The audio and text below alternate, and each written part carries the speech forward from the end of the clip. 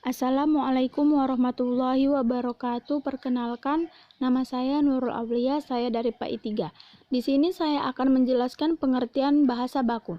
Bahasa baku adalah bahasa yang mempunyai nilai komunikatif yang tinggi, yang digunakan dalam kepentingan nasional.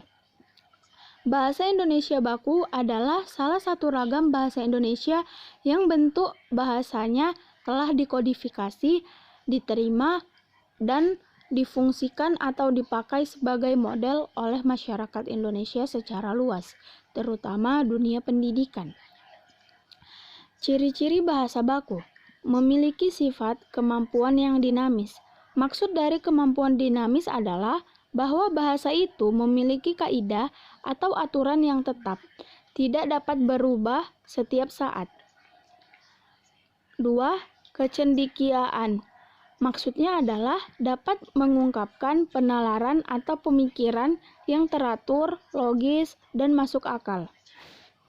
Fungsi bahasa baku. 1. Pemersatu. Sebagaimana bunyi unsur ketiga dari Sumpah Pemuda 28 Oktober 1928 yang merupakan pernyataan tekad bahwa bahasa Indonesia merupakan bahasa pemersatu bangsa Indonesia. 2. Pembawa wibawa. Fungsi ini bersangkutan dengan usaha mencapai kesederajatan dengan peradaban lain yang dikagumi lewat pemerolehan bahasa baku ini sendiri.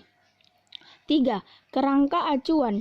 Dengan adanya norma dan kaidah yang dikodifikasi secara jelas akan dapat menjadi tolak ukur bagi benar atau tidaknya pemakaian bahasa seseorang atau golongan sehingga penyimpangan dari norma dan kaidah dapat dinilai.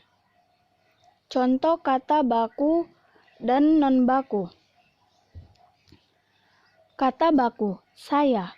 Kata non-baku, gue. Kata baku merasa, kata non-baku ngerasa.